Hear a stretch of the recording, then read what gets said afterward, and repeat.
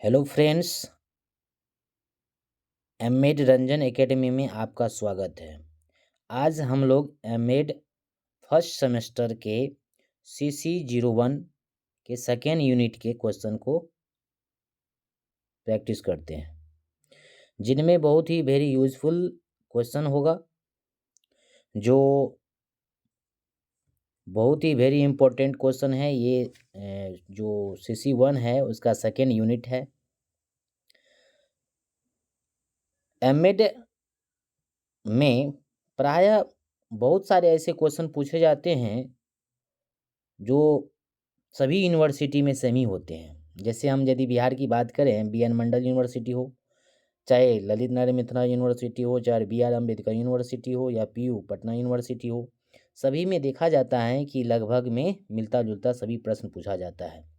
इसी को देखते हुए हम क्वेश्चन को गेस किए हैं कि ये बहुत ही इम्पोर्टेंट क्वेश्चन है, ये आएगा ही। चलिए आप लोग देखिए। तो पहला क्वेश्चन है कि वृद्धि एवं विकास का क्या अर्थ है, इसकी अवस्थाएं एवं विभिन्न आयामों का वर्णन कीजिए। प्रायः आप लोग यदि बीएड किए होंगे तो आप पढ़े ही होंगे कि वृद्धि एवं विकास क्या है। चलिए फिर भी हम लोग पढ़ते हैं। वृद्धि एवं विकास का अर्थ क्या है, पहले ये हम लोग जानते हैं। वृद्धि एवं विकास ये दोनों शब्द प्रायः बिना कोई भेदभाव किए पर्यायवाची रूप में काम लाए जाते हैं। दोनों यह प्रकट करते हैं कि किसी भी व्यक्ति की विशेष समय तक किसी प्राणी में कितना कुछ परिवर्तन आया। इस परिवर्तन की प्रक्रिया में वातावरण की शक्तियों और शिक्षा का बहुत सारे हाथ होते हैं। इनकी कृपा से हमारे व्यक्तित्व के सभी पहलुओं, शारीरिक, मानसिक, सामाजिक, संवेगात्मक, नैतिक आदि का सब ओर से वृद्धि एवं विकास होता है। कहने का अर्थ ये हुआ कि किसी भी बच्चे में जब गर्भधारण से ही और जब परिपक्व हो जाते हैं, उसमें बहुत सारे शारीरिक विकास होते हैं, मानसिक होते हैं एवं सामाजिक विकास में वृद्धियाँ होती है। उन्हीं को देखते हुए इस तरह से वृद्धि और विकास दोनों शब्दों का बालक में आयु बढ़ने के साथ साथ होने वाले परिवर्तन के लिए किया जाता है, और इसलिए यह आवश्यक रूप से वंशानुक्रम और वातावरण को उपज कहे जा सकते हैं। परंतु अगर कुछ बारीकी से देखा जाए तो वृद्धि और विकास दोनों बीच कुछ अंतर दिखलाई पड़ सकता है। इस अंतर को हम निम्न प्रकार से देख सकते हैं। वृद्धि जो होते हैं वह तादाद या परिमाण संबंधित परिवर्तन के लिए प्रयुक्त होता है। जैसे में बच्चे के बड़े होने के साथ आकार, लंबाई, ऊंचाई और भार आदि में होने वाले परिवर्तन को वृद्धि कह के पुकारते हैं। यहाँ हम यह कह सकते हैं कि वृद्धि को हम मापा या तोला जा सकता है, वह एक मात्रात्मक है जिनको हम माप तोल सकते हैं। अब वही यदि विकास की बात करें तो विकास शब्द वृद्धि की तरह केवल परिमाण संबंधी परिवर्तन को व्यक्त न करके ऐसे सभी परिवर्तन के लिए प्रयुक्त होता है जिससे बालक की कार्य क्षमता, कार्य कुशलता और व्यवहार में प्रगति होती है।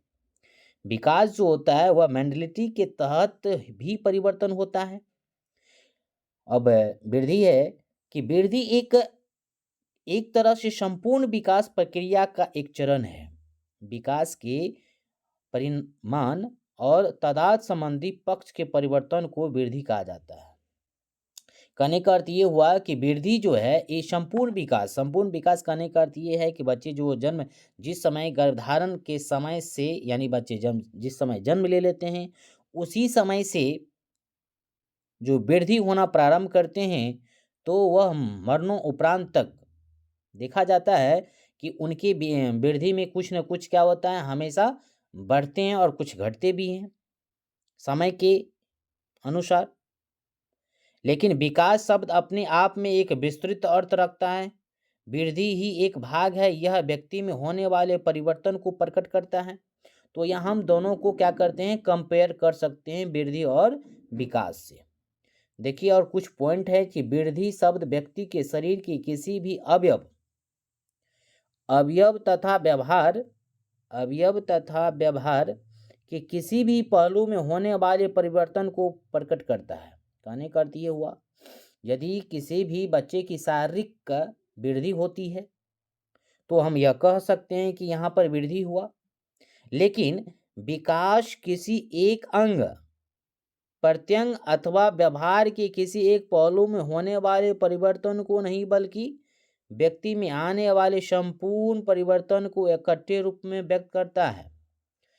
कहने का अर्थ यहाँ पर यह हुआ कि विकास हम उनको कह सकते हैं कि पूरे संपूर्ण डेवलपमेंट को देखा जाता है कि बच्चे में क्या क्या विकास हुआ, उनकी शारीरिक क्षमताएं क्या है, उनकी सोचने की तरीका क्या, उनकी नैतिक शिक्षा क्या है, संपूर्ण तरीका से हम यदि देखते हैं तो वह विकास कहलाता है। लेकिन वृद्धि क्या कहलाता है? सिर्फ उनके शारीरिक वृद्धियाँ जो होती है, उनकी परिमाण जो बढ़ जाता है, वजन बढ़ते हैं, तो उनको हम वृद्धि कहते हैं शारीरिक रूप से। फोर्थ पॉइंट है, वृद्धि की प्रक्रिया आजीवन नहीं चलती। बालक द्वारा परिपक्वता ग्रहण करने के साथ साथ यह समाप्त हो जाते हैं। कहने का अर्थ ये हुआ, कोई भी बच्चे एक जिस समय गर्भधारण होते हैं उसी से वृद्धि होना प्रारंभ हो जाता है। वृद्धि का जो प्रक्रिया चलती है वह एक परिपक्वता तक ही सीमित होता है। फिर वह क्या होता है, अपोजिट चलने लगता है। कुछ समय के बाद उनकी वजन क्या होता है, घटते चले जाते हैं। तो लेकिन वही विकास की यदि बात करें तो विकास एक सतत प्रक्रिया है। सतत कहने का अर्थ यह निरंतर चलते रहता है। वृद्धि की तरह बालक के परिपक्व होने पर समाप्त न होकर यह आजीवन चलता रहता है। कहने का अर्थ यह है कि विकास क्या है, विकास जन्म से लेकर मरण तक हमेशा चलते रहता है। लेकिन वृद्धि क्या है, एक परिपक्व समय तक आने पर वह रुक जाता है।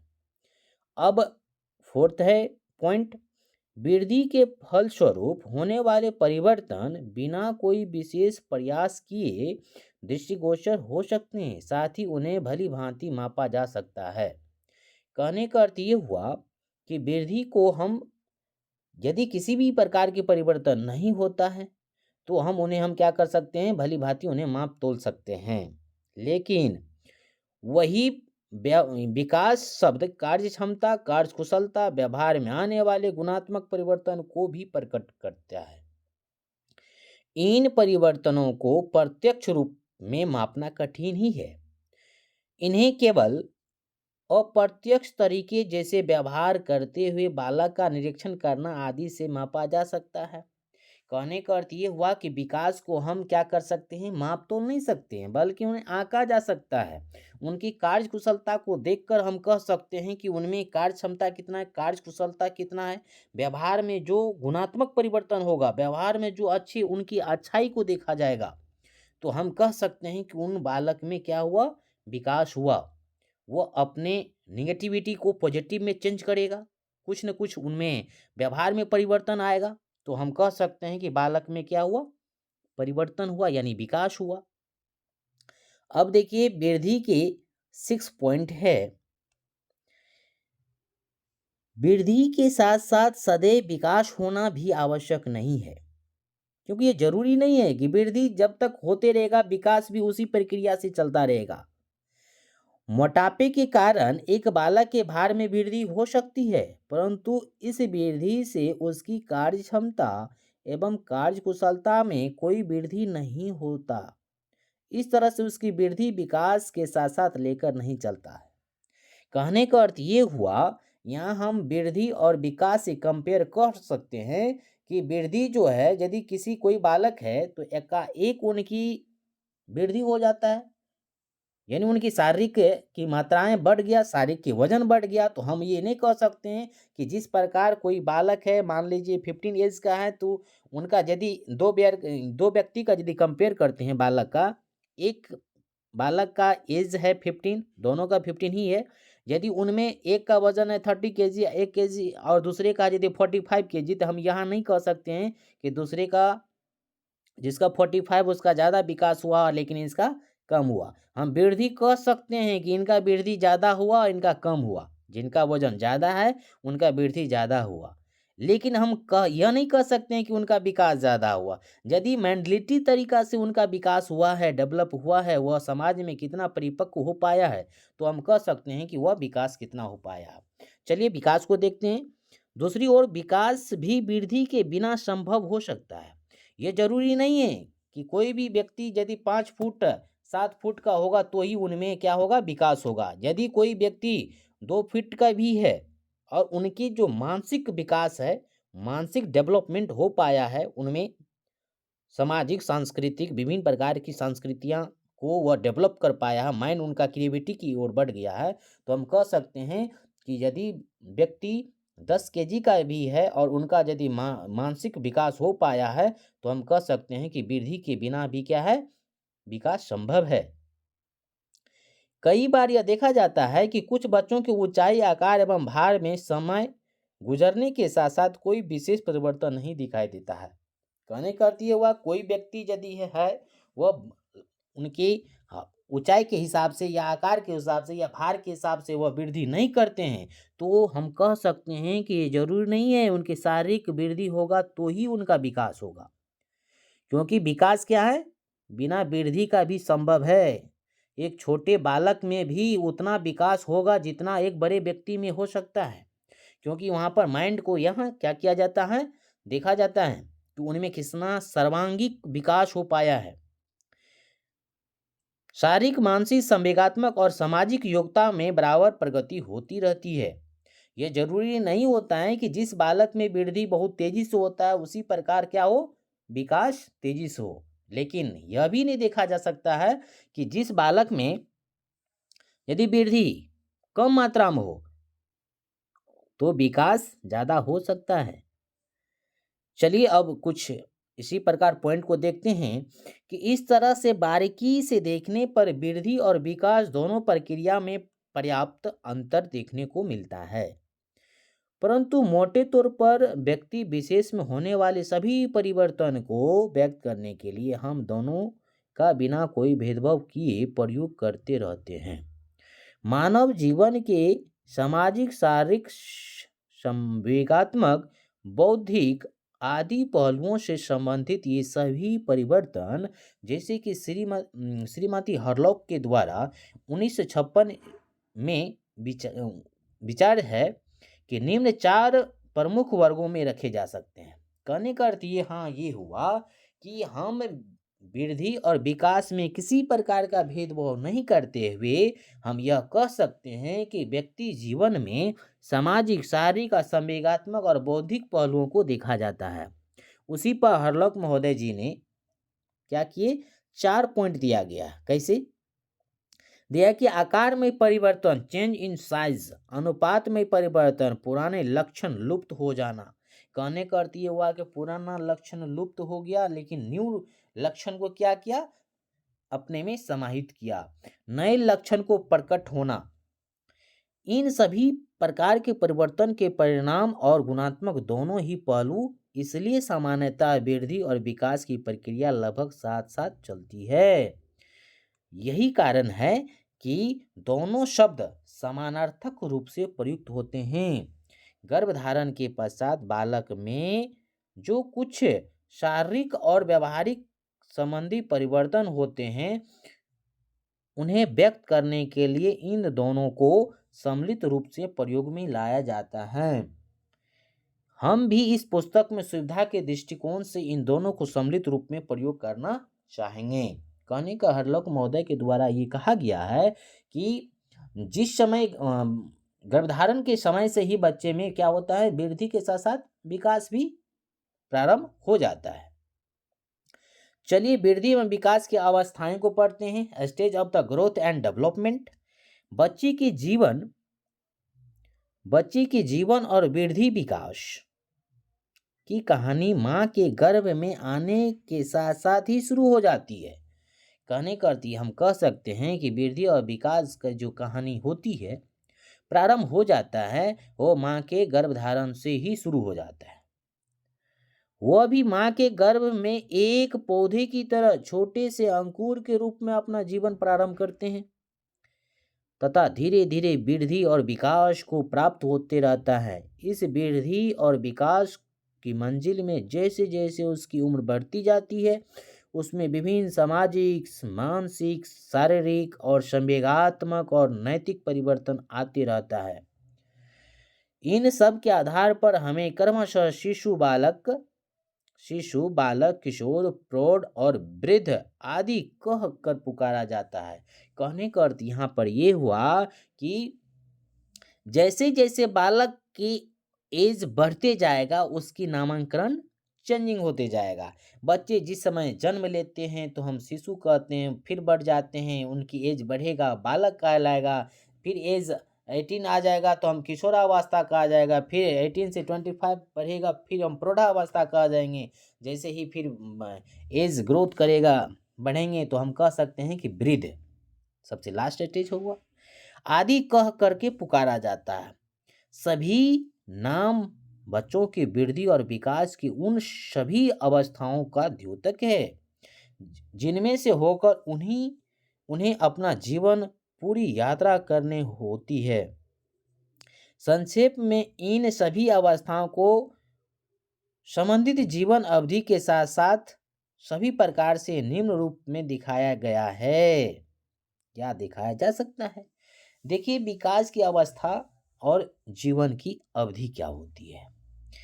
अब देखिए यहाँ पर हम कह सकते हैं कि फर्स्ट पॉइंट में गर्भकाल या गर्भ की अवस्था, गर्भधारण से लेकर जन्म तक की समय को हम कह सकते हैं क्या है, गर्भकाल या गर्भ अवस्था कहा जाता है।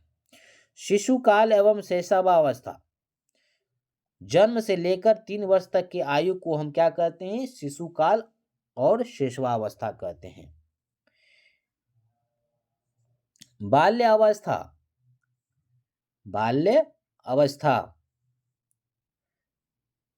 बाल्यावस्था या बाल्यकाल, चाइल्ड स्टेज, चौथी वर्ष से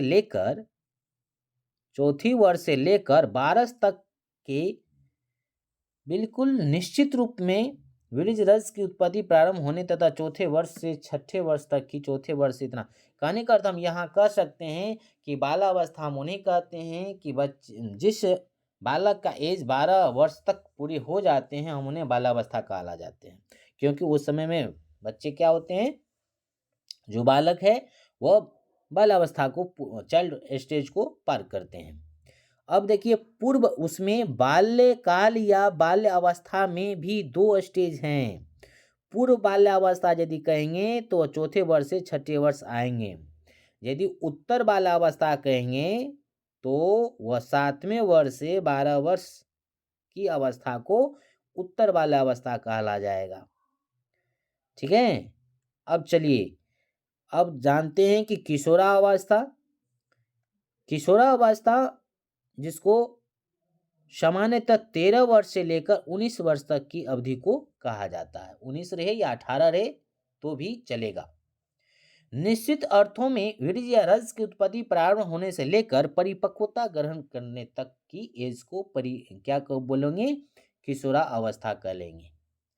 अब है प्रौढ़ावस्था, किस एज को कहा जाता है? 20 वर्ष में 20वें वर्ष से लेकर कितना, 20वें वर्ष से लेकर या 19वें कह सकते हैं, 19वें में या 20वें वर्ष से लेकर, दूसरे शब्दों में परिपक्वता ग्रहण करने समय से लेकर मृत्यु को प्राप्त होने तक को प्रौढ़ावस्था कहा जाता है। निश्चित रूप से यहाँ यह दावा नहीं किया जा सकता है कि प्रत्येक अवस्था में हर बालक के जीवन काल के आयु हिसाब से ऊपर सुझाए गए तरीके से विभाजित किया जा सकता है, क्योंकि सबका भिन्न भिन्न हो सकता है। अब समझिए, व्यक्तिगत भेदों को कोई सीमा नहीं है। कौन बालक किस आयु में वृद्धि और विकास के स्तर को स्पर्श करेगा, इसके लिए कोई सार्वभौमिक नियम नहीं है। अतः वृद्धि और विकास की कोई विशेष अवस्था कितनी आयु और कितनी अवधि मानी जाए, इस संदर्भ में काफी कुछ मतभेद देखने को मिल सकते हैं। उपरोक्त सभी अवस्था को अगर विद्यालय शिक्षा के दृष्टिकोण से देखा जाए तो पहली और अंतिम अवस्था का अध्यापक से कोई प्रत्यक्ष संबंध नजर नहीं आता है, क्योंकि उस समय में बच्चे स्कूल जाते नहीं हैं। उस समय की एज तो वो घर की माता पिता के साथ रहते हैं।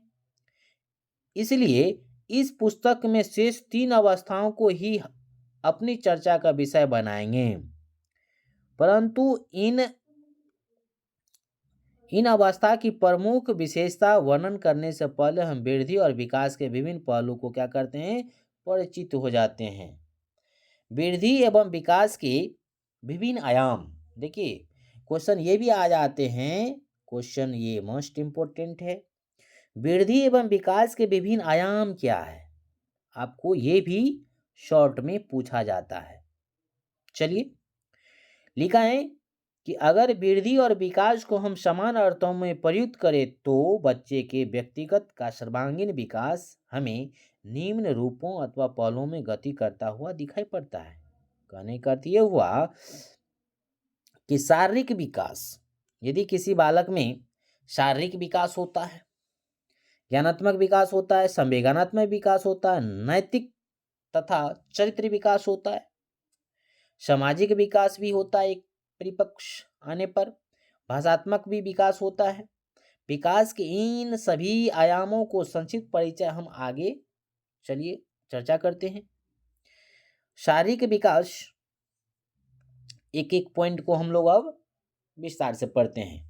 शारीरिक विकास, शारीरिक विकास व्यक्ति के शारीरिक विकास में उसके शरीर के बाह्य एवं आंतरिक अवयवों का विकास शामिल होता है। शारीरिक विकास करने का अर्थ बाह्य और आंतरिक करने का अर्थ ये हुआ कि किसी भी बालक का शरीर के हिसाब से क्या होता है, उनकी वृद्धि होता है। बौद्धिक तथा मानसिक, बौद्धिक या मानसिक विकास, इसमें सभी प्रकार की मानसिक शक्तियों जैसे सोचने विचारने की शक्ति, कल्पना शक्ति, निरीक्षण शक्ति, स्मरण शक्ति, एकाग्रता, सृजनशीलता एवं संवेदना, प्रत्यक्षीकरण, समानीकरण आदि संबंधित शक्तियों का विकास सम्मिलित होता है। देखिए, हम तब कह सकते हैं कि बौद्धिक या मानसिक विकास हुआ किसी भी बालक में सोचने और विचारने की शक्ति का डेवलप हो जाता है। कल्पना शक्ति, कल्पना मतलब होता है कि कोई वस्तु सामने में नहीं है लेकिन उसके बारे में हम सोच लेते हैं। निरीक्षण शक्ति भी होना चाहता है। स्मरण शक्ति, एक ऐसा एज बौद्धिक का विकास तब हो जाता है जब बच्चे में कुछ न कुछ याद करने के विकास भी हो जाता है। एकाग्रता भी हो जाता है कि हम किस प्रकार शांत रहें। सृजनात्मकता, विभिन्न प्रकार की वस्तुओं के बारे में ज़्यादा क्रिएटिविटी के थ्रू वो सोचते हैं। प्रत्यक्षीकरण और समानीकरण आदि सभी संबंधित शक्तियों का क्या करते हैं, इसमें सम्मिलित हो जाता है। अब देखिए, संवेगात्मक विकास क्या है, इमोशनल डेवलपमेंट। इसमें विभिन्न संवेगों की उत्पत्ति, उनका विकास तथा संवेगों के आधार पर संवेगात्मक व्यवहार का विकास हो जाता है। देखिए, अब ये है कि संवेगात्मक विकास जो होता है इमोशनल है, कि यदि कोई व्यक्ति दुख की घड़ी में है, कहीं पर किसी भी व्यक्ति का देहांत हो जाता है, तो 10 व्यक्ति वहाँ पर यदि रोया जाता है उनके द्वारा, 10 व्यक्ति वहाँ रो रहे हैं, एक व्यक्ति बालक गया वहाँ पर हंस रहा, तो वहाँ का क्या होगा, उनमें संवेगात्मक विकास हुआ, इमोशनल डेवलपमेंट हुआ, नहीं हुआ। यही यहाँ पर दिखाया जाता है कि यदि कोई बालक किसी भी जिस कार्यस्थल पर जाता है, वह जिस प्रकार का वहाँ मूवमेंट होता है उसके अनुरूप वह ढल जाए, तो हम बोलेंगे संवेगात्मक विकास हुआ। कैसे? तो हम देखेंगे जिस स्थान पर जाएंगे, यदि वहाँ पर दुखी का माहौल है, तो वह बालक वहाँ गए, वह बालक भी वहाँ पर दुखी हो गया। 10 व्यक्ति रो रहा है, व्यक्ति का देहांत हो गया, एक्सीडेंट हो गया, घटनाएं होंगे, तो यदि व्यक्ति रो रहा है तो उनका भी मन में क्या होगा, स्वाभाविक रूप से वह भी, उनमें रोने की भावना आ जाएंगे, वह भी दुखी हो जाएगा। तो हम कह सकते हैं कि उनमें क्या हो गया, संवेगात्मक विकास हो गया। जहाँ खुशी करेगा तो खुशी होगा, अब ये नहीं है कि 10 व्यक्ति हँस रहे हैं लेकिन वह बालक गया वहाँ पर रोने लगा, ऐसा तो नहीं होगा। तो हम यह कह सकते हैं कि संवेगात्मक विकास भी क्या होता है? एक आधार है, वह विकास का ही सम्मिलित रूप है। चलिए अब हम देखते हैं कि नैतिक अथवा चारित्रिक विकास क्या होता है। मोरल और कैरेक्टर डेवलपमेंट, इसके अंतर्गत नैतिक भावनाओं, मूल्यों तथा चरित्र संबंधित विशेषताओं को करते हैं, शामिल करते हैं। कुछ एज होने के बाद व्यक्ति में जो बालक है उनमें भी नैतिक भावना क्या होता है, सम्मिलित हो जाते हैं। उनका चरित्र का विकास हो जाता है कि वो उन्हें क्या करना चाहिए, क्या नहीं करना चाहिए, इनकी नैतिक जिम्मेदारी बढ़ जाती है। सामाजिक विकास क्या है? सोशल डेवलपमेंट, बच्चा प्रारंभ से ही एक असामाजिक प्राणी होता है। उसमें उचित सामाजिक गुणों का विकास कर समाज के मूल्यों एवं मान्यताओं के अनुसार व्यवहार करना सीखना सामाजिक विकास के अंतर्गत आता है। कहने का अर्थ ये हुआ कि जिस समय बच्चे जन्म लेते हैं उस समय उन्हें सामाजिक की क्या जरूरत होती है, वह तो समाज में रहते नहीं हैं, समाज की भावनाएं को समझ नहीं पाते हैं। तो वह समाज में रहते रहते, अपने परिवार में रहते रहते उनकी अगल बगल में जाएंगे, उनकी संस्कृति स्वभाव को समझते हैं और घुल मिल के क्या करते हैं, जो उनकी व्यवहार है वह समाज के अनुरूप ढल जाता है। तो हम कहेंगे कि सामाजिक विकास हो गया। अब चलिए भाषात्मक विकास है। क्या है? भाषात्मक विकास। भाषात्मक विकास में भाषात्मक विकास में बालक अपने विचारों को अभिव्यक्त के लिए भाषा जानना और उसके प्रयोग संबंधित योग्यताओं का विकास सम्मिलित होता है। कहने का अर्थ ये है कि भाषात्मक विकास में बालक के अपने विचारों को अभिव्यक्त के लिए भाषा का जानना। भाषात्मक विकास हम यह कह सकते हैं कि कोई भी बालक है, कोई भी समस्या को अपने भाषा में क्या करते हैं, व्यक्त कर देते हैं, समस्या को दूर कर लेते हैं। तो हम कहेंगे कि बालक में भाषात्मक विकास क्या हो गया। चलिए अब क्वेश्चन 2 को देखते हैं। ये क्वेश्चन क्या है? बहुत ही इंपॉर्टेंट क्वेश्चन है। यदि आप इनको देख कर जाते हैं, भली भांति एक बार यदि आप सुन भी लेते हैं तो लगभग में आपको ये क्वेश्चन अटेंड हो जाएगा। चलिए क्वेश्चन नंबर 2 है। क्वेश्चन नंबर 2 है कि वृद्धि एवं विकास के सिद्धांत को वर्णन कीजिए। उन्हीं से रिलेटेड है। यदि आप उनको समझ लेते हैं, उन्हीं से कोऑर्डिनेट करके इनको भी आप समझ लीजिए। इसके शैक्षिक महत्व को बताइए। चलिए उन्हीं से संबंधित सिद्धांत है, उन्हीं को हम समझते हैं। वृद्धि एवं विकास के सिद्धांत, principle of the growth and development, व्यक्ति विशेष में वृद्धि और विकास की प्रक्रिया के फलस्वरूप होने वाले परिवर्तन कुछ विशेष सिद्धांतों पर ढले हुए प्रतीत होती है। इन सिद्धांतों को वृद्धि एवं विकास के सिद्धांत कहा जा सकता है। नीचे दिए गए पंक्ति में हम इन सिद्धांतों की चर्चा करेंगे। चलिए इसमें वृद्धि एवं विकास के कुछ सिद्धांत हैं। चलिए इनको सिद्धांत समझते हैं। सबसे पहले है निरंतरता का सिद्धांत, प्रिंसिपल ऑफ कंटिन्यूटी। कहने करती है कोई भी वस्तु है या कोई भी गुण है जो बराबर, या कुछ क्रियाएं हैं जो बराबर लगातार चलते रहता है। यह सिद्धांत बताता है कि विकास एक न रुकने वाली प्रक्रिया है। क्या है? विकास जो है कभी रुकने वाली प्रक्रिया नहीं है। माँ के गर्भ से लेकर यह प्रारंभ हो जाती है तथा मृत्यु प्रांत तक चलती रहती है। देखिए किसी के द्वारा यदि आपको कहा जाए कि विकास कब से कब तक चलते हैं, तो स्पष्ट भाव में हम कहेंगे कि विकास जन्म से लेकर मृत्यु उपरांत तक चलते रहता है, जन्म से लेकर मरण तक। एक छोटे से नग्न आकार से अपना जीवन प्रारंभ करके हम सबके व्यक्तित्व के सभी पक्षों, शारीरिक, मानसिक, सामाजिक आदि संपूर्ण विकास की इसी निरंतरता के गुण के कारण भली भांति संपन्न होते रहता है। तो हम इसको क्या बोलेंगे? Principle of continuity. चलिए अब हम समझते हैं उनकी सेकेंड पॉइंट को। वृद्धि और विकास की गति की दर एक सी नहीं होती। ये जरूरी नहीं है कि वृद्धि और विकास की गति जो होगा कैसा होगा, एक ही जैसा होगा। पहले भी हम इस अभी चर्चा कर चुके हैं, यद्यपि विकास बराबर होते रहता है, परंतु इसकी गति सभी अवस्थाओं में एक जैसी नहीं होती है। हम यह नहीं कह सकते हैं कि विकास यदि कभी कभी बराबर होते रहता है तो सभी अवस्थाओं में एक जैसी ही रहेगा। शेषावावस्था, शेषावावस्था के शुरू के वर्षों में यह गति बहुत तीव्र होता है। जब बच्चे जन्म लेते हैं तो जन्म के जस्ट पश्चात वह क्या होते हैं, शेषावावस्था में बालक बहुत तेजी से उनका क्या होते हैं, डेवलप हो जाता है या वृद्धि हो जाते हैं, परंतु बाद के वर्षों में यह मंद पड़ जाती है। पुनः किशोरावस्था के प्रारंभ में, किशोरावस्था कहने का अर्थ है जिसकी एज 18 हो, इस गति में तेजी से वृद्धि होती है, परंतु यह अधिक समय तक नहीं बनी रहती है। इस प्रकार वृद्धि और विकास की गति में उतार चढ़ाव आते रहते हैं। किसी भी अवस्था में यह एक जैसी नहीं रहती है। कभी कभी जो ग्रोथ होगा वो तेजी से होंगे, तो कभी डेवलपमेंट ये होता है। तो हम वृद्धि जो होते हैं कभी ज़्यादा कभी कम होता ही है। ठीक है, चलिए आगे पॉइंट को देखते हैं। लिखा है कि व्यक्ति अंतर सिद्धांत, principle of the individual difference. इस सिद्धांत के अनुसार बालक के विकास और वृद्धि उनकी अपनी व्यक्तिक अनुरूप होती है। अपने स्वाभाविक गति से ही वृद्धि और विकास के विभिन्न क्षेत्रों में आगे बढ़ते रहते हैं।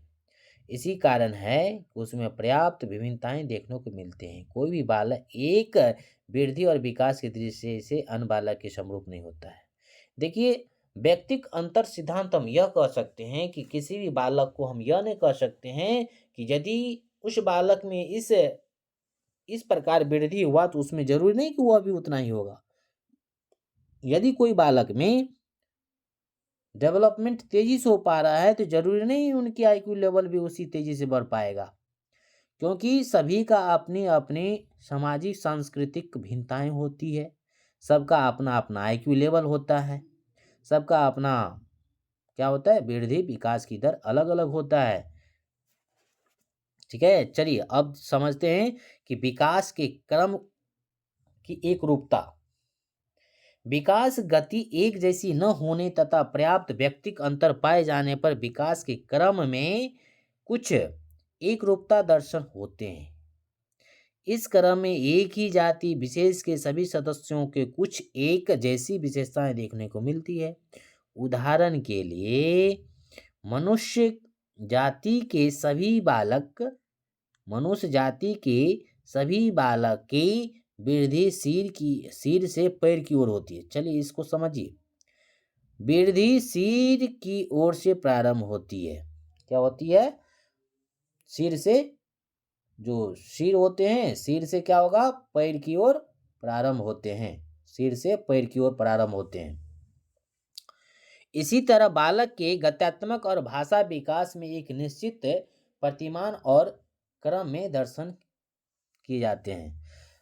चलिए हम यहाँ पर सिर्फ एक ही पॉइंट को अच्छा से देखना है कि बालक में जो वृद्धि और विकास जो होते हैं वो क्या करते हैं, वृद्धि सिर से पैर की ओर होते हैं। पहले उनकी सिर की वृद्धि होती है, फिर उन्हें धीरे धीरे अपने मध्य भाग से पैर की तरफ क्या करते हैं, वृद्धि करते हैं।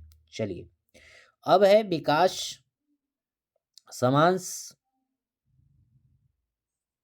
चलिए इस 5 पॉइंट को समझिए। लिखा है विकास समान से विशेष की ओर चलते रहता है। विकास समान से विशेष की ओर चलता है। विशिष्ट क्रियाओं से पहले उनके समान रूप से दर्शन होते हैं। उदाहरण के लिए अपने हाथों से कुछ चीज पकड़ने से पहले बालक इधर उधर यूं ही हाथ मारने या फैलाने की चेष्टा करता है। कहने का अर्थ ये हुआ कि मान लीजिए शुरू शुरू में जो भी बालक होते हैं यदि खाना खाते हैं तो देखिएगा कि अपने ही हाथों से खाना शुरू करेंगे, लेकिन पूरे एकदम फेस में ही क्या करेंगे, लगा लेंगे। पूरे अपने जो भी कपड़े पहने रहेंगे उसमें इधर उधर लगा लेंगे। कहने के यही क्या करते हैं, विकास समान से विशेष की ओर चलना का यही एग्जाम्पल है। देखिए कह रहा है कि इसी तरह शुरू में एक नवजात शिशु रोने और चिल्लाने में सभी अंग प्रत्यंग भाग लेते हैं। परंतु बाद में वृद्धि और विकास की प्रक्रिया के फलस्वरूप यह क्रियाएं उसकी आंखों और वाक यंत्र तक सीमित हो जाती है। भाषा विकास में भी बालक विशेष शब्दों में पहले समान शब्द ही सीखता है। पहले वह सभी व्यक्तियों को पापा कहकर संबोधित करते हैं। कहने का जब जो नवजात शिशु होते हैं वह क्या करते हैं, उनकी सब शक्ति उतना नहीं होता है। पहले बबलाना और जैसे में पहला वर्ड पापा पापा या मम्मी मम्मी या ऐसे ही कहना शुरू करते हैं। इसके पश्चात ही वह केवल अपने पिता के पापा कहकर संबोधित करना सीखता है। ठीक है, चलिए अब नेक्स्ट टॉपिक है या पॉइंट है कि एकीकरण का सिद्धांत। विकास की प्रक्रिया एकीकरण के सिद्धांत का पालन करती है। इसके अनुसार बालक अपने संपूर्ण अंग को और फिर अंग के भागों को चलाना सीखता है। कहने का देखिए, कह रहा है कि विकास की प्रक्रिया एकीकरण के सिद्धांत का पालन करती है। इसके अनुसार बालक अपने संपूर्ण अंग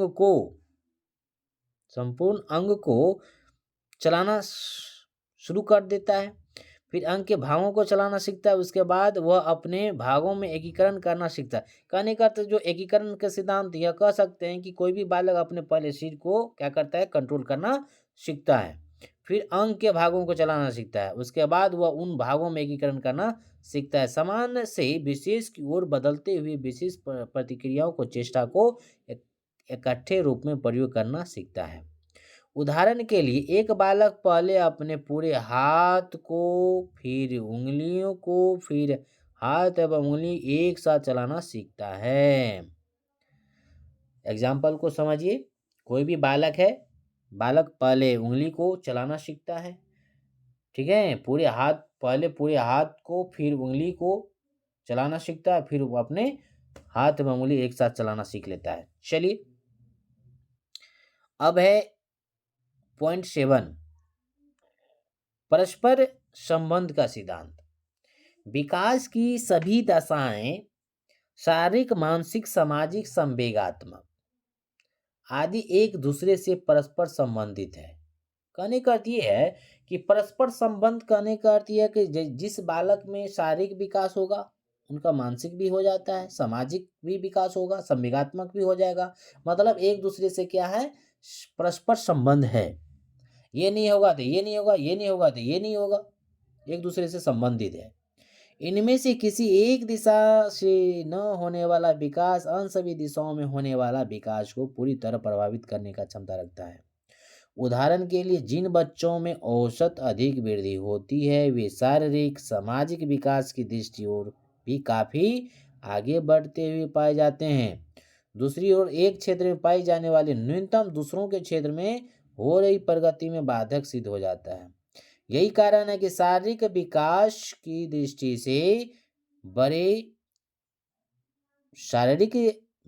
दृष्टि से पिछड़े बालक संवेगात्मक, सामाजिक और बौद्धिक विकास में भी उतने ही पीछे रह जाते हैं।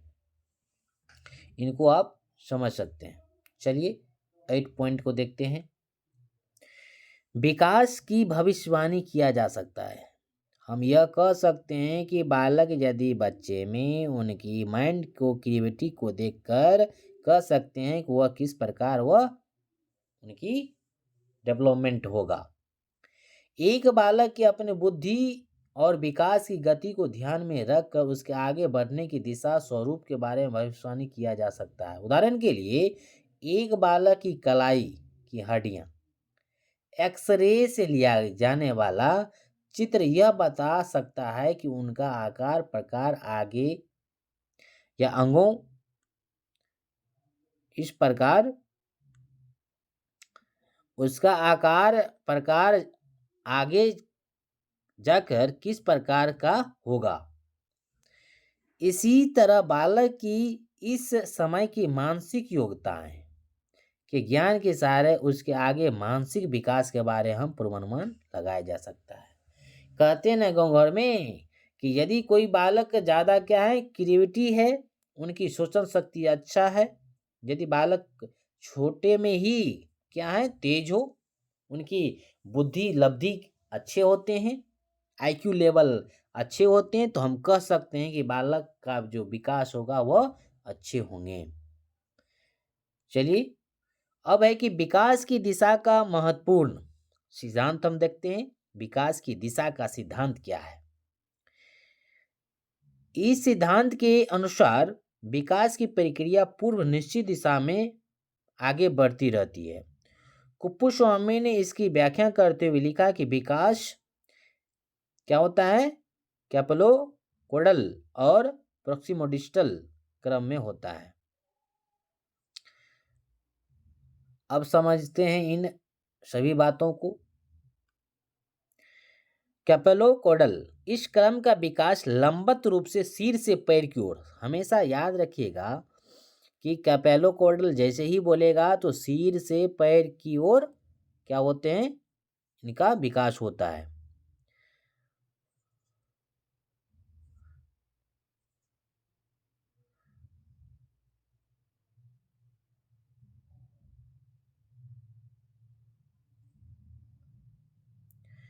क्रम का विकास लंबवत रूप से सिर से पैर की ओर होगा।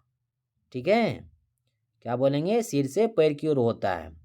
सभी सबसे पहले बालक अपने सिर और भुजाओं की गति पर नियंत्रण करना सीखता है और उसके बाद फिर टांगों को। इसके बाद ही वह अच्छी तरह बिना सहारे खड़ा होना चलना सीखता है। सिर्फ यहाँ पर जो कैपेलोकोडल है, यहाँ पर हम यह बात को ध्यान रखेंगे कि इस क्रम में क्या होता है, सिर से पैर की ओर होता है। सबसे पहले बालक अपने सिर और भुजाओं भुजाओं मतलब हाथ को गति पर नियंत्रण करना सीखता है, फिर उसके बाद फिर टांगों को, उसके बाद वह अच्छी तरह से बिना सहारे खाना जो खड़ा होना चलना सीखता है। चलिए, अब सेकंड क्या है? प्रॉक्सिमोडिस्टल। इस क्रम के सिद्धांत विकास जो है, क्रम केंद्र से प्रारंभ होता है, केंद्र मतलब नाभि से, फिर बाहरी विकास होता है, उसके बाद वह संपूर्ण विकास हो जाता है। उदाहरण के लिए पहले रीढ़ की हड्डी का विकास होता है, उसके बाद भुजाओं, हाथ, हाथ की उंगलियों का तथा तत्पश्चात उनके संपूर्ण संयुक्त विकास हो जाता है। अब देखिए, यहाँ पर कुछ इंपॉर्टेंट क्वेश्चन है, इनको आप समझिए टॉपिक को। लिखा है कि विकास लंबवत सीधा न होकर वर्तुकलाकार होता है। कैसे? बालक का विकास लंबवत सीधा न होकर वर्तुलाकार होता है। यह एक सी गति से सीधा चलकर वह एक सी गति से सीधा चलकर विकास को प्राप्त नहीं होता, बल्कि बढ़ते हुए पीछे हटकर अपने विकास के परिपक्व और अस्थायी बनाते हुए वर्तुलाकार आकृति की तरह आगे बढ़ता है। किसी एक अवस्था में वह तेजी से आगे बढ़ते हुए उसी गति से आगे नहीं जाता। कहने का अर्थ ये जरूरी नहीं है कि बालक जो है शैशव अवस्था में वो तेजी से विकास कर पाता है या डेवलप कर पाता है, तो वह जरूरी नहीं कि प्रौढ़ावस्था में वैसा ही होगा। जरूरी नहीं किशोरावस्था में यदि उनकी परिपक्वता बढ़ते हैं, विकास हो पाता अच्छा से, तो जरूरी नहीं कि उनकी प्रौढ़ावस्था में भी उसी प्रकार होगा। कहने का अर्थ ये हुआ कि उनकी अवस्था चेंज होते होते कभी बढ़ता है, कभी घटता है, ऐसा हम कह सकते हैं। बल्कि अपने विकास की गति को धीमी करते हुए आगे के वर्षों में विश्राम भी ले लेता है। मतलब जैसे शैशवावस्था हुआ उस समय में तेजी से बढ़ता है, फिर वह क्या करता है, विराम कर थोड़ा थोड़ा स्लो हो जाता है, प्रतीत होता है, ताकि प्राप्त वृद्धि और विकास को अस्थायी रूप से दिया जा सके। यह सब करने के पश्चात वह आगामी वर्षों में फिर कुछ आगे बढ़ने की चेष्टा करता है। विकास की इस वर्तुलाकार गति को इसमें देखिए किस प्रकार वो बढ़ते हैं। पहला मान लीजिए, यहाँ पर कुछ चित्रों के द्वारा से हम समझते हैं कि मान लीजिए फर्स्ट एज में क्या हुआ, बहुत ज़्यादा मात्रा में बढ़ा, फिर सेकेंड में क्या क्या हुआ, सेकेंड में वह कम बढ़ा, फिर वह क्या हुआ, बढ़ा, फिर वह बढ़ा, वह कम हुआ, ऐसे से उनकी क्या होता है, विकास होता है। परंतु फिर पीछे मुड़कर पहले विकास के अस्थायी बनाने का प्रयास करता है। कहने का तो ये पहले बढ़ता है फिर घटता है, पहले इस तरह का प्रकार की गति करता है, आगे बढ़ता है। ठीक है, हम यह कह सकते हैं विकास इस रूप में लंबवत सीधा नहीं होता। हम यहाँ नहीं कह सकते हैं। तो क्वेश्चन में आएंगे कि विकास का एक रेखिक होता है, सीधे हो चलता है, तो हमको बोलेंगे नहीं, विकास क्या होता है, सभी दिन एक निरंतर एक जैसी नहीं होता है। बोलेंगे विकास कैसा होता है, तो बोलेंगे वर्तुलाकार होता है, कभी कम कभी ज्यादा। चलिए, अब हम चित्र 1 से हम समझ गए बालक के विकास की दशा क्या है। अब देखिए क्या है, अब हम दो क्वेश्चन को हम क्या किए, डिटेल से चर्चा कर लिए। अब थोड़ा इस क्वेश्चन को हम क्या करते हैं, डिटेल से थोड़ा समझ लेते हैं। ये भी बहुत ही इंपॉर्टेंट क्वेश्चन है। क्वेश्चन है कि पियाजे के संज्ञानात्मक विकास के सिद्धांतों का वर्णन करें। क्वेश्चन क्या है, पियाजे के संज्ञानात्मक विकास सिद्धांत का वर्णन कीजिए। पियाजे ने बालक के संज्ञानात्मक विकास की व्याख्या करने के लिए संज्ञानात्मक विकास की 4 प्रमुख अवस्थाओं को विभक्त किया है। प्रत्येक अवस्था संज्ञानात्मक संरचनाओं में तालमेल बैठाने बालक के प्रयास से विभिन्न रूप में अभिव्यक्त करती है। प्रत्येक अवस्था एक विशेष समयावधि उपयुक्त होती है तथा प्रत्येक अवस्था अपनी पूर्व अवस्था से अधिक उपयुक्त होता है। पियाजे ने संज्ञानात्मक अवस्था की निम्न 4 अवस्थाएं दी है। ये याद रखिएगा, जो जीन पियाजे हैं वो विकास की कितनी अवस्था दिए हैं, 4 अवस्था। अब देखिए क्या क्या कौन कौन है। संवेदी अवस्था, संवेदी पेशी अवस्था बोलेंगे, जन्म से लेकर 2 वर्ष तक की अवस्था को संवेदी पेशी अवस्था कहेंगे। अब सेकंड है कि प्राक संक्रियात्मक अवस्था, 2 से 7 वर्ष तक की अवस्था को कहते हैं। अब है कि ठोस संक्रियात्मक अवस्था, जिनको हम मूर्त संक्रियात्मक अवस्था कहते हैं।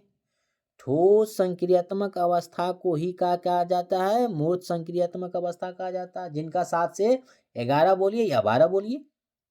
अब है कि औपचारिक संक्रियात्मक अवस्था, ठीक है, जिनको हम अमूर्त संक्रियात्मक अवस्था कह सकते हैं। अब हम सभी इनको इन चारों को डिटेल से चर्चा करते हैं।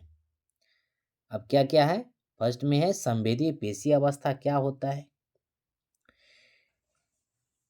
यह अवस्था जन्म से लेकर 2 वर्ष चलती है।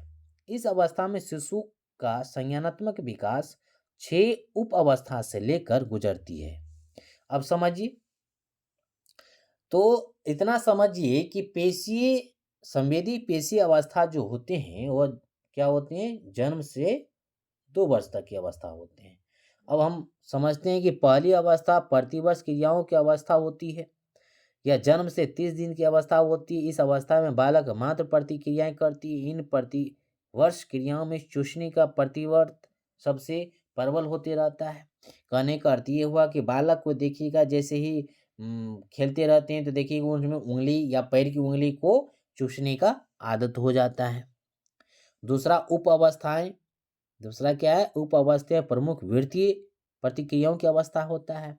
Stage of primary circular reaction, यह अवस्था 1 से 4 माह की अवधि की होती है। इस अवस्था में शिशु प्रतिवर्ष क्रियाएं उनकी अनुभूतियों द्वारा कुछ हद तक परिवर्तन होती है, दोहराई जाती है और एक दूसरे के साथ अधिक समन्वित हो जाता है। इन व्यवहारों को प्रमुख इसलिए कहा जाता है क्योंकि उन्हें दोहराया जाता है। तीसरी उप अवस्था क्या है, गौण वृत्तीय अवस्था। इनकी जो एज होती है वह क्या होते हैं, 4 से 8 वर्ष की अवधि की होती। इस अवस्था में शिशु वस्तुओं को उलटने पलटने छूने पर अपना अधिक ध्यान देता है, न कि अपने शारीरिक प्रतिवर्ष क्रियाओं पर। इसके अलावा हम यह कह सकते हैं कि जानबूझकर कुछ ऐसी अनुक्रिया होती है जो दोहराता है, बार बार करता है। जैसे हम कुछ बोलेंगे तो उधर से भी ऐसा रिएक्शन करेगा। कुछ इसे सुनने या करने का रोचक हो जाता है, मनोरंजन लगने लगता है। चौथी अवस्था में गौण स्कीमेटसा के समय में की अवस्था, जैसे हम कह सकते हैं कि इस अवस्था में 4 से 12 माह तक के बच्चे होते हैं। इस अवस्था में बालक उद्देश्य तक पहुंचने के लिए साधन में अंतर करना प्रारंभ कर लेता है। जैसे कि कोई खिलौना है, छिपा कर रख दीजिए आप, उसके लिए उस वस्तु को इधर उधर इधर उधर हटाकर खोज जारी रखता है। शिशु वयस्कों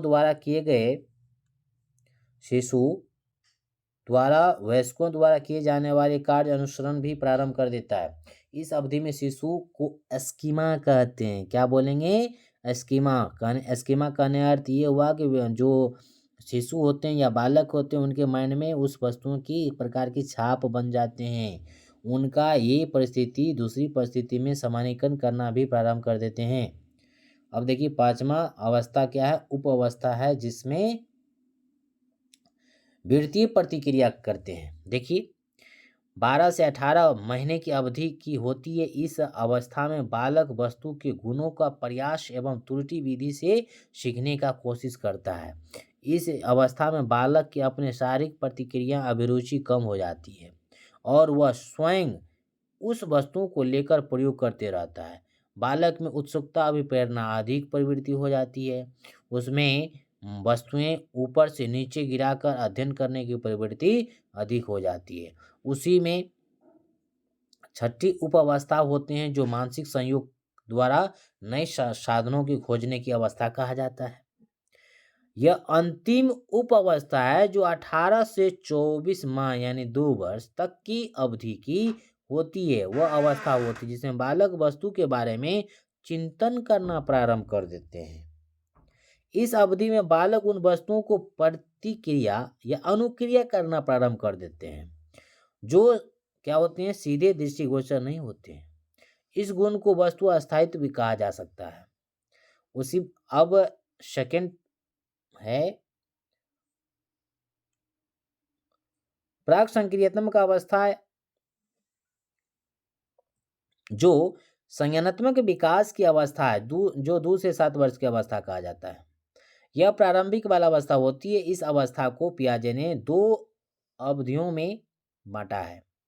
एक है कि प्राक संक्रियात्मक अवस्था, जो 2 से 4 वर्ष तक की होती है। एक है अंतर्दर्शी अवस्था, जो 4 से 7 वर्ष तक होता है।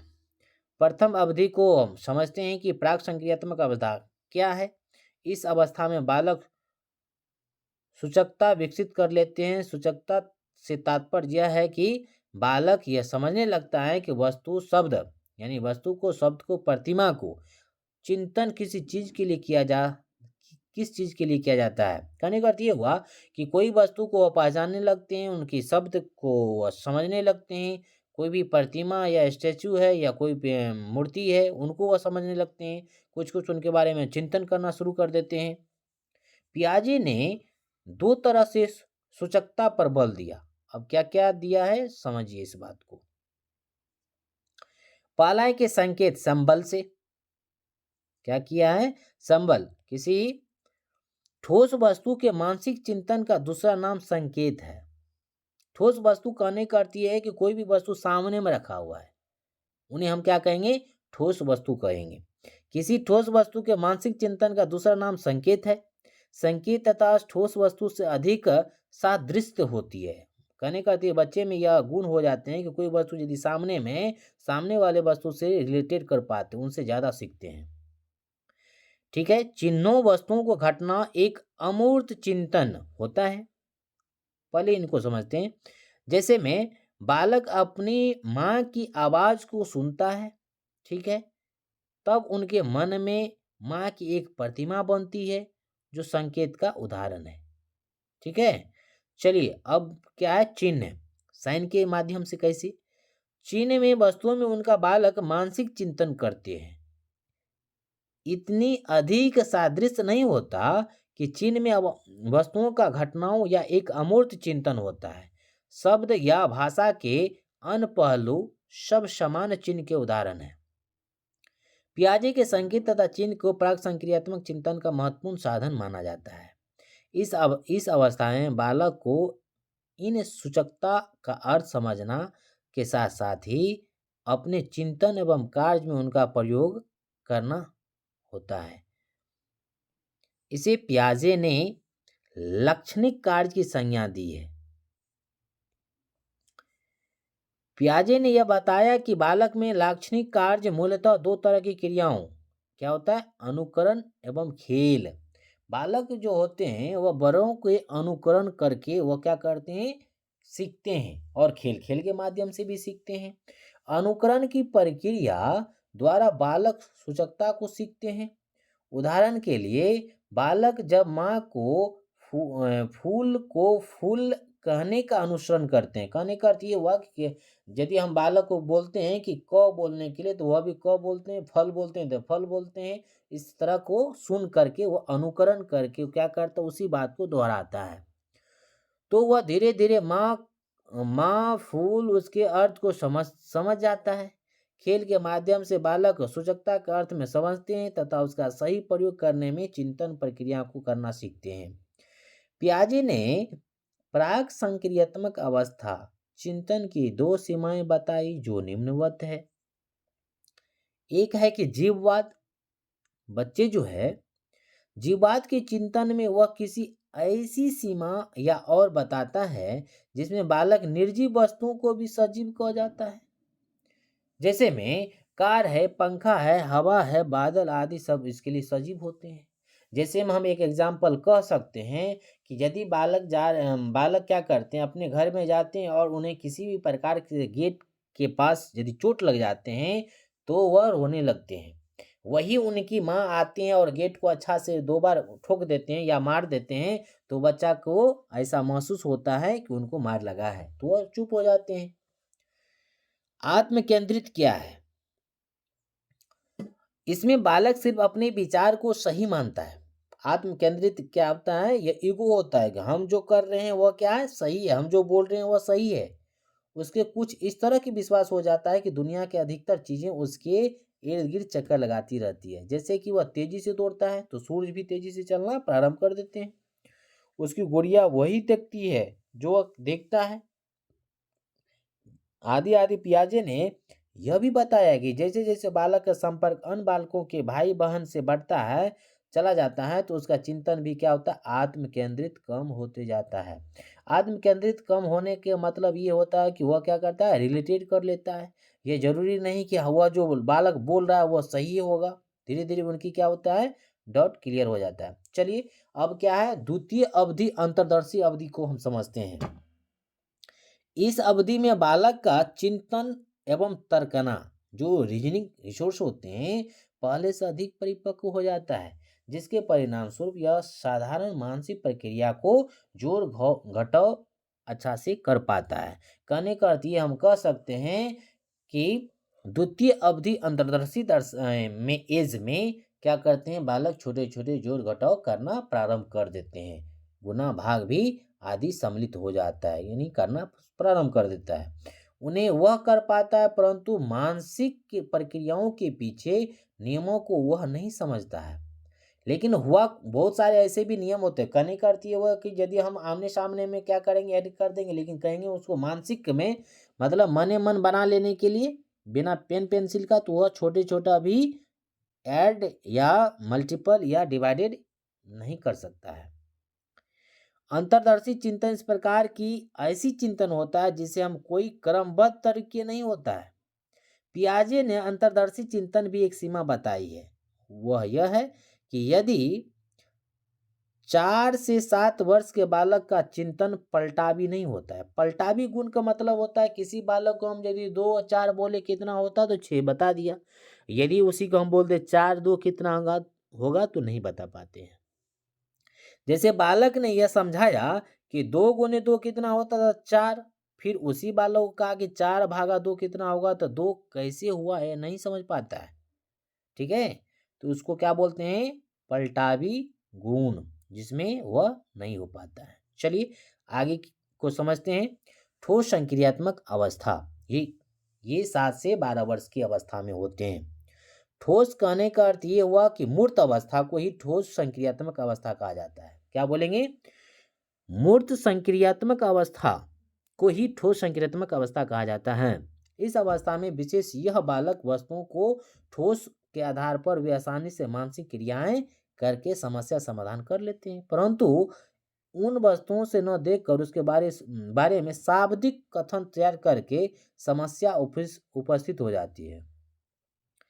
समस्याओं पर संक्रियात्मक कर किसी निष्कर्ष पर पहुंचने में समर्थ होते हैं। क्योंकि वो बालक में तो ऐसे गुण हो जाते हैं कि जो मूर्त मूर्त में है कोई भी रिलेटेड कर पाते हैं, कि कोई वस्तु हम देखेंगे उनके बारे में वो अच्छे से समझ पाते हैं। यदि ऐसी 3 वस्तुएं ए, बी, सी दी जाए तो उन्हें देखकर वे आसानी से कह देंगे कि ए उन्हीं से बड़ा है और बी से सी छोटा है। अतः सबसे बड़ा ए है, परंतु उसके ठीक यह कहा गया कि जय अनु और अनु, जय अनु है और अनु क्या है, बड़ा है। मनु से तो तीनों में सबसे बड़ा कौन है, तो बी ने उत्तर देने में क्या है, असमर्थ है, असमर्थ रहता है। इसका कारण यह है कि समस्या ठोस से क्रिया संभव नहीं है, क्योंकि उसका शाब्दिक कथन के रूप में उपस्थित हो गई है। इस कथन से यह क्या है, स्पष्ट यह होता है कि बालक की अवस्थाओं में जो मूर्त संक्रियात्मक अवस्था होते हैं, जो ठोस संक्रियात्मक अवस्था होते हैं, बालक का चिंतन एवं तर्क प्राक संक्रियात्मक अवस्था की तुलना में अधिक क्रमबद्ध एवं तर्क संगत होते जाते हैं। इस अवस्था में चिंतन की एक विशेषता यह भी है कि इसमें पलटावी गुण आ जाता है। क्या बोलेंगे कि ठोस संक्रियात्मक अवस्था में पलटावी गुण आ जाते हैं। जैसे बालक यह समझने लगते हैं कि 2 गुने 2 4 हुआ, तो 4 में 2 से यदि हम डिवाइड भी कर देंगे तो क्या होगा, 2 होगा। इस अवस्था में बालक में 3 अमूर्त संक्रियात्मक अवस्था भी क्या होते हैं, विकसित हो जाते हैं। जैसे में संरक्षण संबंधित तथा वर्गीकरण भी करते हैं। ठीक है, कि इस अवस्था में बालक तरल लंबाई, भार तथा तत्व के संरक्षण से संबंधित समस्याओं का समाधान कर पाते हैं। वे कर्मिक संबंधित मतलब कौन वस्तु बड़ा है, कौन वस्तु छोटा है, उन्हें उस क्रमक रूप में सजा पाते हैं। वे कर्मिक संबंधित समस्याओं का समाधान कर पाते हैं, अर्थात दी गई वस्तुओं को उनके लंबाई तथा वजन के अनुसार घटते बढ़ते क्रम में सजाने की क्षमता आ जाते हैं। इसमें पंक्तिबद्धता की संज्ञा दी जाती है। ठीक उसी तरह इस अवस्था में वस्तु के गुण के आधार पर उसे किसी एक वर्ग या उपवर्ग छांटने की क्षमता विकसित हो जाती है। इतना होने के बावजूद ठोस संक्रियात्मक अवस्था चिंतन की 2 प्रमुख सीमाएं बताई गई है। इस अवस्था में बालक मानसिक संक्रियात्मक तभी कर पाते हैं जब वस्तु ठोस रूप में उपस्थित हो। देखिए, इसका नाम ही है ठोस संक्रियात्मक अवस्था। कहने का अर्थ यह है कि वस्तु यदि सामने में रहेगा तो उन्हें देखकर या छूकर हम कह सकते हैं कि कौन वस्तु बड़ा है या छोटा है, उस तरह से हम अरेंज कर पाएंगे। इस अवस्था में चिंतन पूर्णतः क्रमबद्ध नहीं होता है, क्योंकि बालक में दी गई समस्या तार्किक रूप से क्या होता है, असंभव, यानी तार्किक रूप से संभावित सभी संसाधनों के रूप में नहीं सोच पाता है। अब है 4th पॉइंट है कि औपचारिक संक्रियात्मक उपचार क्या है, औपचारिक संक्रियात्मक अवस्था। यह जो एज होते हैं वह 7 से 11 की एज होते हैं, यानी जो ठोस संक्रियात्मक अवस्था हुआ 7 से 11 हुआ, लेकिन जो औपचारिक हुआ, औपचारिक करने का अर्थ हुआ कि मूर्त संक्रियात्मक अवस्था। औपचारिक संक्रियात्मक अवस्था को ही मूर्त संक्रियात्मक अवस्था कहा जाता है। यह जो होता है 11 यानी 12, 11 या 12 से क्या होता है, प्रारंभ होता है। यह वयस्का अवस्था तक चलते रहते हैं। इस अवस्था में किशोरों का चिंतन अधिक लचीला होता है तथा प्रभावी भी होता है। इसके चिंतन में पूर्ण क्रमबद्धता क्या होते हैं, यहाँ क्रमबद्धता आ जाती है। क्रमबद्धता का मतलब है कि वह अरेंज करना अच्छा से सीख पाते हैं। वे किसी समस्या का समाधान भी काल्पनिक रूप से सोच पाता है। ये जरूरी नहीं उनके सामने वस्तु रहेगा तभी उसके बारे में हम सोचेंगे। वह काल्पनिक सोचना प्रारंभ कर देता है एवं चिंतन करने में वह क्या हो जाते हैं, सक्षम हो जाते हैं, जिस बालक की एज 11 से ज़्यादा हो। इस अवस्था में समस्या समाधान के लिए समस्या एकांकों ठोस के रूप में उसके सामने उपस्थित होना अनिवार्य नहीं है। यह जरूरी नहीं उनके सामने में वस्तु रहेगा तभी उनके क्या होगा, अरेंज कर पाएगा या उनके बारे में सोच पाएगा। इस तरह किशोरों के चिंतन में वस्तुनिष्ठता वास्तविकता की भूमिका बढ़ जाती है। पियाजे का मत है कि औपचारिक संक्रियात्मक अवस्था उन अवस्थाओं को तुलना में अधिक परिवर्तित हो जाती है कि किशोरों को शिक्षा के लिए स्तर सीधे प्रभावित होता है। जिन बालकों का शिक्षा स्तर काफ़ी नीचा होता है, उसमें औपचारिक संक्रियात्मक अवस्था चिंतन भी काफ़ी कम होता है। कहने का अर्थ ये हुआ कि बालकों का शिक्षा स्तर मतलब जो बालक जितना कम पढ़े लिखे होंगे उनका क्या होगा, औपचारिक संक्रिया चिंतन उतना ही कम होगा। जो बालक अच्छे से पढ़ते हैं उनकी शिक्षा स्तर जितना बड़ा होगा वह उतना ही क्या कर पाएंगे, अमूर्त चिंतन कर पाते हैं। परंतु जिस बालक का शिक्षा स्तर काफ़ी ऊंचा होता है उनमें औपचारिक संक्रियात्मक अवचिंतन अधिक मात्रा में पाई जाती है। तो यह स्पष्ट है कि जिस बालक की एज ज़्यादा होगा, ज़्यादा शिक्षा ग्रहण किए रहेंगे, उनकी चिंतन शक्ति क्या होगा, बढ़ेगा। चलिए अब क्या है, पियाजे के सिद्धांत का कुछ निहितार्थ है, उनको बारे में समझते हैं। पियाजे द्वारा बताई गई संज्ञानात्मक विकास की अवस्थाएं क्रमशः जटिल होती है। बालकों द्वारा यह एक अवस्था में दूसरी अवस्था से दूसरी अवस्था में आने की गति उनकी शारीरिक परिपक्वता तथा वातावरणीय अनुभवों पर आधारित होती है। क्या होता है, शारीरिक परिपक्वता के साथ साथ वातावरणीय अनुभव पर आधारित होता है। कुछ बालकों का मानसिक विकास तीव्र होता है। क्या होता है, हम यह कह सकते हैं किसी बालक का मानसिक तीव्र होती है, किसी का स्लो हो जाता है, कुछ औसत गति हो जाता है, कुछ क्या होता है एवरेज में रह जाते हैं, तथा कुछ मंद भी होता है। यही कारण है कि विभिन्न अवस्था की आयु सीमा अथवा पूर्ण रूपेण निश्चित न होकर लगभग क्या होती, लगभग ही होती है। अब देखिए कि इस अवस्था में दूसरी अवस्था से हम यह कह सकते हैं कि कोई भी अवस्था एकदम से समाप्त नहीं हो जाती, बल्कि धीरे धीरे एक अवस्था से दूसरी अवस्था में प्रविष्ट होती है। बालक के एक क्षेत्र में पूर्व संक्रियात्मक अवस्था में हो सकते हैं, जबकि किसी अन्य क्षेत्र में वह औपचारिक संक्रियात्मक की अवस्था हो सकता है। पियाजे द्वारा बताई गई संज्ञानात्मक विकास की अवस्था शैक्षिक पृष्ठभूमि क्या है, सार्थक होने के कारण उनके शैक्षिक निहितार्थ का वर्णन निम्नवत किया जा सकता है। चलिए समझते हैं। लिखा है कि अध्यापक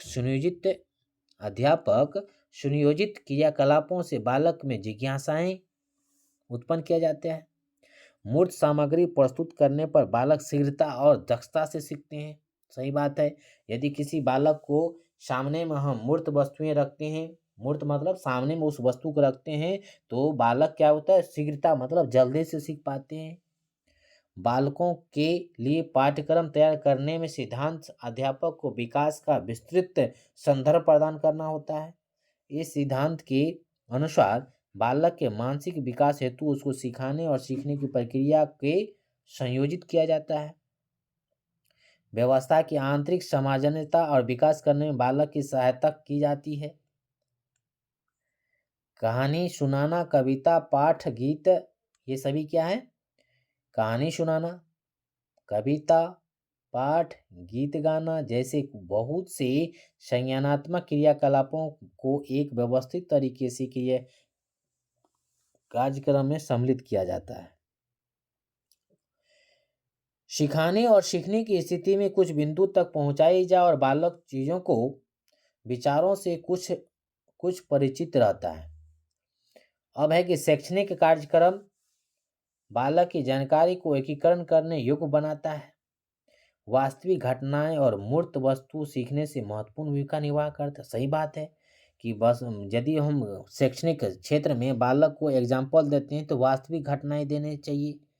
कोई भी जीव का या पेड़ पौधा के बारे में जो मूर्त अवस्था में कोई वस्तु उपलब्ध है उनके बारे में हम क्या करते हैं, एग्जाम्पल देते हैं, तो बच्चे क्या करते हैं, ज़्यादा सीख पाते हैं। यदि बालक को आरंभिक वर्षों में समुचित रूप से विस्तृत, एकत्रित और चेतना अनुभव नहीं होने दिया जाता है, उसका विकास क्या होता है, अवरुद्ध हो जाता है। यदि बालक को आरंभिक वर्षों से ही समुचित रूप से विस्तृत इंद्रियों और चेतना का अनुभव नहीं होने दिया जाता है, तब वो अवरुद्ध होता है विकास में। चलिए, अब है कि गणित और विज्ञान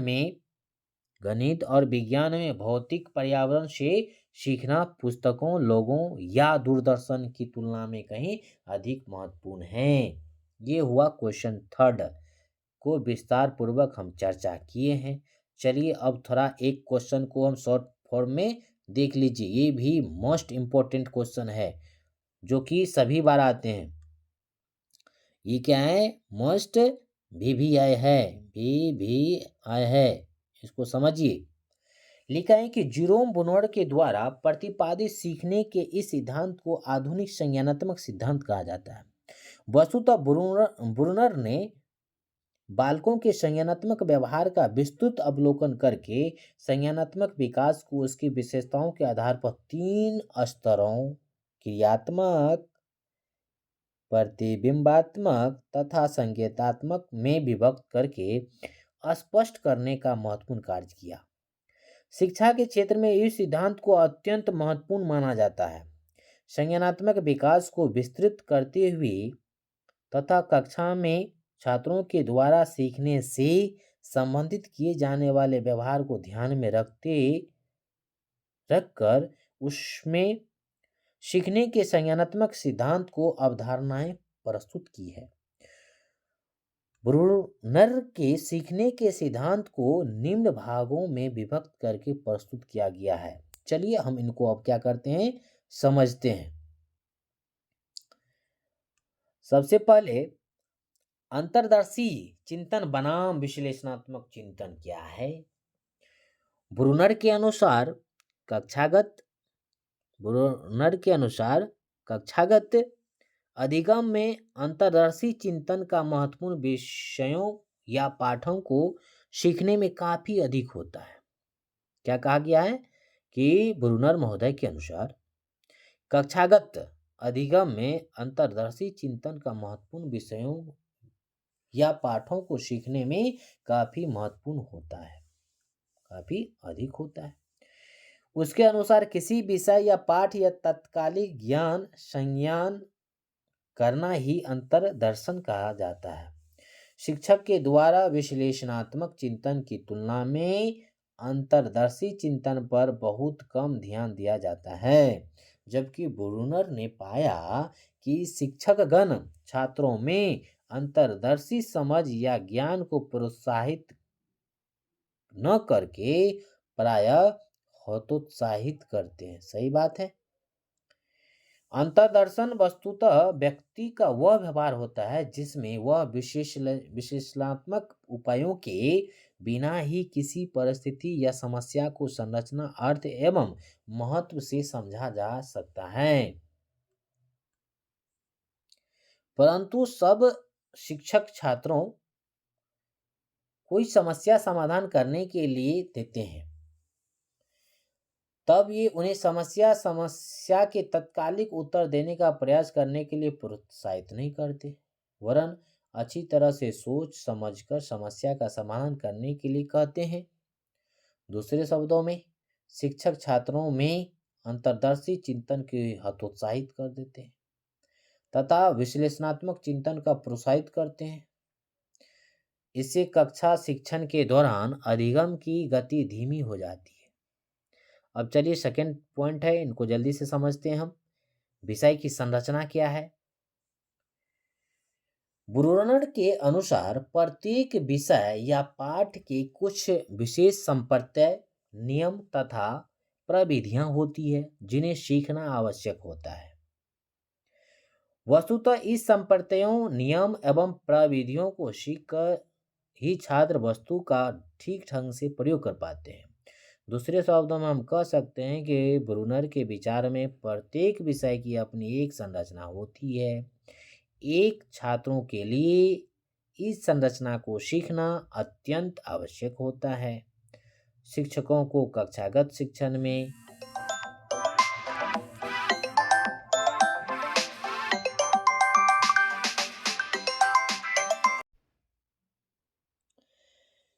चलिए विषय की संरचना ब्रूनर के अनुसार प्रत्येक विषय या पाठ के कुछ विशेष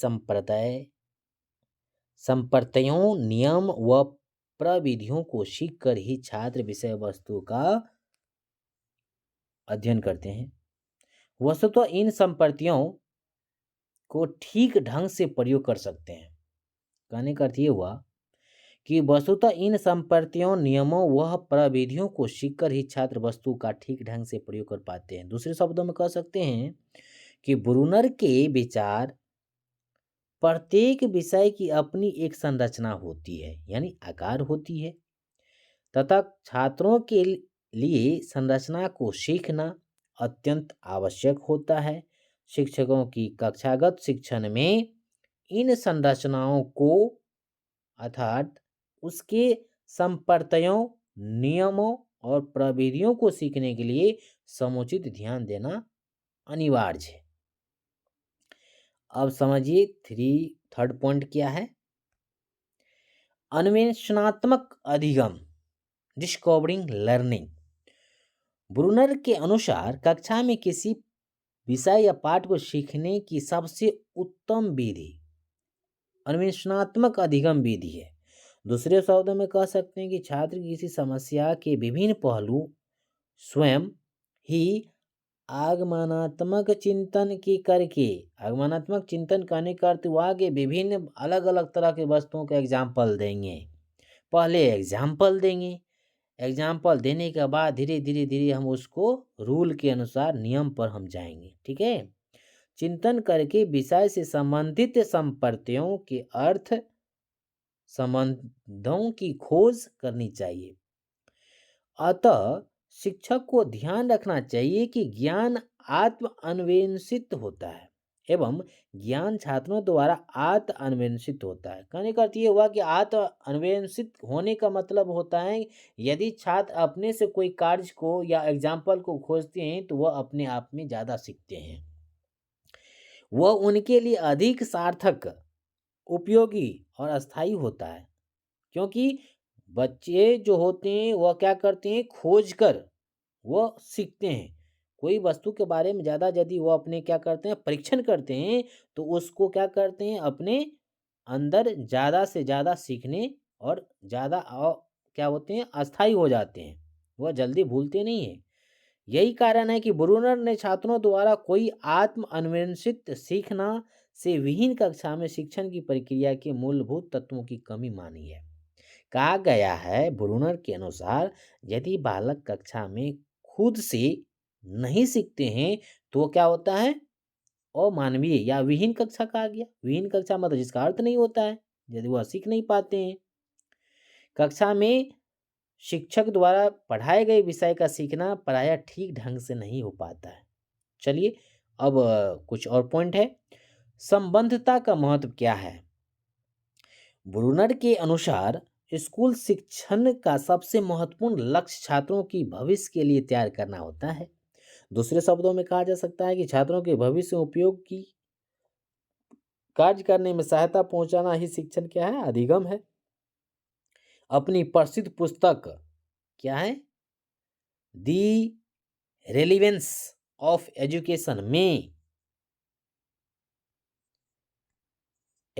में ब्रूनर ने दो तरह की संबंधता को चर्चा की है। अब उसमें क्या क्या है, संबंधता के दो प्रकार प्रायः सामाजिक संबंधता तथा व्यक्तिगत संबंधता। मतलब संबंध जोड़ा गया है सामाजिक से तथा खुद से, व्यक्तिगत मतलब खुद से। ब्रूनर के अनुसार शिक्षा केवल व्यक्तिगत रूप से ही उपयोगी नहीं होना चाहिए वरन सामाजिक भी होना चाहिए, उद्देश्य और लक्ष्यों के अनुरूप भी होना चाहिए। उसका मत था कि विद्यालय में होने वाले शिक्षण अधिगम होता है व्यक्तिगत संबंध तथा सामाजिक संबंधता दोनों से होना चाहिए। मतलब व्यक्ति तो खुद के बारे में हम पढ़े ही, प्लस में मान लीजिए अपना तो भलाई करना ही चाहिए, प्लस में क्या करना चाहिए, समाज को भी उसी के साथ भलाई भी सिखाना चाहिए। बालक को अपने व्यक्तिगत तो पढ़ाई करना ही चाहिए और समाज का उत्थान कैसे है हो उनको भी उसी पाठ के क्रम के अनुसार ही क्या करना चाहिए, सिखाना चाहिए। चलिए और कुछ समझते हैं। अधिगम की तत्परता क्या है? ब्रूनर के अनुसार बालक के प्रत्येक वर्ग के लिए एक अलग पाठ्यक्रम करके छात्रों को उस पाठ्यक्रम के अनुसार उनमें क्षमता विकसित करना कोई स्वस्थ प्रथा नहीं है।